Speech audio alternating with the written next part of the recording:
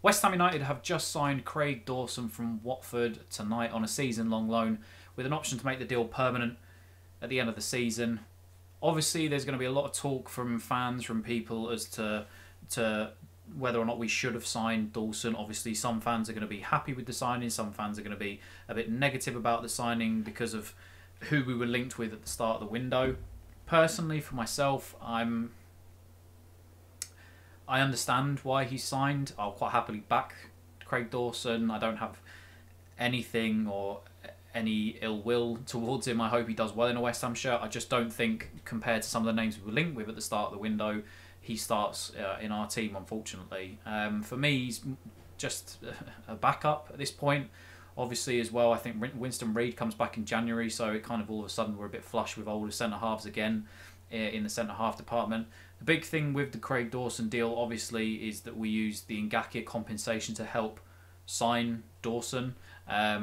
So it just feels a bit shocking, really, isn't it, that we let him go and we end up with Craig Dawson. Obviously, we knew at the start of the window that we needed a centre-half to potentially be at the back there. And I can't help but think, obviously, of the disappointment of some fans, like I said, with the names that we were linked with, to end up with Craig Dawson. I do think that he will probably end up winning the fans around. I think, obviously, you know, he's not had the best track record of staying in the Premier League when he's been with certain clubs, but I do think when he gets his chance, that hopefully he takes it with both hands, like I said, and he proves a lot of people wrong, including myself. Obviously, I think the main thing is you know, this season, obviously, anybody can really go down with COVID at any time. We're lucky that it didn't affect the rest of the squad. When it did, when the three people went down, obviously Moyes, Diop, and Cullen. So we obviously needed backup at centre half. Declan Rice sort of proved against Everton that maybe, even though naturally he was a centre half years ago, he's more suited now to playing a defensive midfielder. So we clearly needed to cover there. I think of all the names that we were linked with, I think the main one obviously was Joe Rodon, who didn't end up going to Spurs on the sort of international deadline day, but he is still available. Obviously, that money potentially is going to be spent elsewhere, looking at Benrahma and Josh King, among other positions. But I think the main thing for me before I get on to Benrahma and Josh King is how unbalanced this squad is now looking. Because if you look at it and you see the different positions that we have, I mean, we're at a point now, if one of Declan Rice or Thomas Souček goes down, we have Mark Noble and Snodgrass who don't have the legs to play in the position that those two play in. We don't have another natural defensive midfielder now in the club. We're overloaded with wingers, specifically ones that are more suited to playing down the right-hand side. Pablo Fornals is a square peg in a round hole. Yes, he did play there occasionally for Villarreal, but he's much more suited with his pace, or lack of, to play in the centre of the park. And I also think that he's a player that can't be dropped at the minute for the form he's in. I think he's been in excellent form this season. But then you look at striker, and if Antonio, with his injury record, ends up going down with injury or COVID, God forbid, Sebastian Haller is the only main striker then left at the club, besides the youth team players.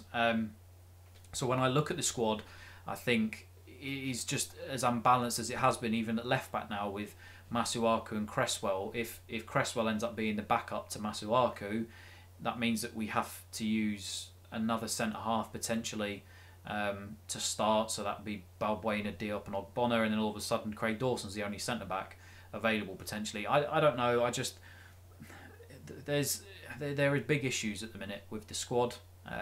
Thankfully, David Moyes has had the players singing off the same hymn sheet the last couple of weeks, and obviously they performed really well in the two games that they played together.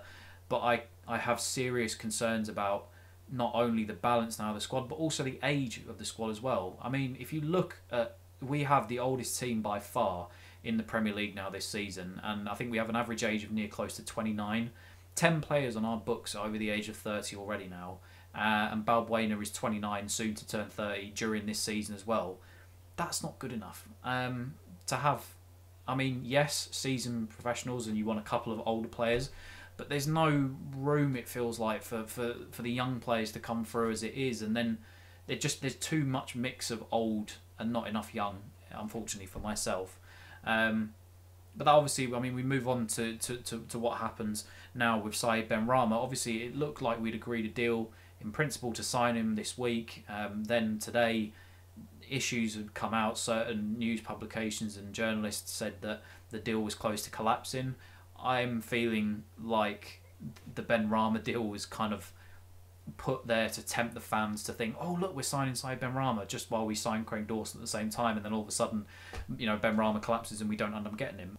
So obviously the news is out of Brentford today is that Benrahma, he wants a big pay as a loyalty bonus from Brentford because he didn't actually put in a transfer request to leave the club. So I can understand why he wants that, but that potentially looks like it may end up scuppering the deal. But the issues that I have surrounding the deal is that, again, we're spending potentially 18 million with 12 million add-ons, or 25 with 5 million add-ons, whatever the fee ends up being if we do end up signing him. We're signing a player that doesn't naturally start for this team at the minute. I've seen a lot of people on Twitter the last couple of days, they're talking, saying that, they can't wait to see Antonio, Benrahma and Bowen start. Pablo Fornals has done nothing to be dropped at this point. Pablo Fornals, for me, is starting every single week. He's been absolutely amazing to start the season. His creativity, and again, playing in a position that maybe is not naturally suited to him. So, for me, are we really about to pay 60 to 80 grand a week for a player that may sit on the bench and not even see game time, because we know how David Moyes' in-game management is, and his reluctance to use substitutions because he doesn't trust them? And then also you have the issue that this supposedly isn't even a David Moyes signing, that this is a David Sullivan signing, and that David Moyes would rather go for Josh King.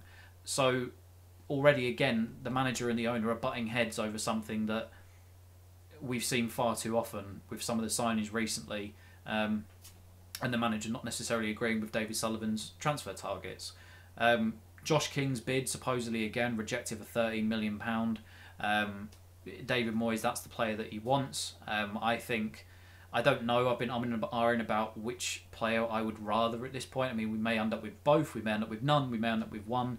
But I don't know. Like I said, it doesn't matter who we sign or how much money we spend on them. There are still severe balance issues in this squad that will continue to plague us potentially for the rest of the season. But yeah, obviously today the main thing is that Craig Dawson has signed on a season-long loan. So just let me know what are your thoughts, what are your opinions. Are you pleased with the signing? Are you are you disagreeing with the signing? Do you not trust the manager? Do you not trust the owners? Are you hoping that Dawson succeeds? What signing would you go on? There's so many questions obviously still to go, and we do have 5 days until the division's shut. I think it's the Championship, maybe League 1, League 2. I don't know. I didn't do my research on that one, but we've got 5 days, so there's still a chance to sign these players. I don't know if it's going to go right down to the wire with them, but we'll end up seeing anyway. But yeah, if you have enjoyed, don't forget, do drop a like on the video. Subscribe to Hammers Chat if you haven't. And until next time, I guess welcome Craig Dawson, and come on you Irons.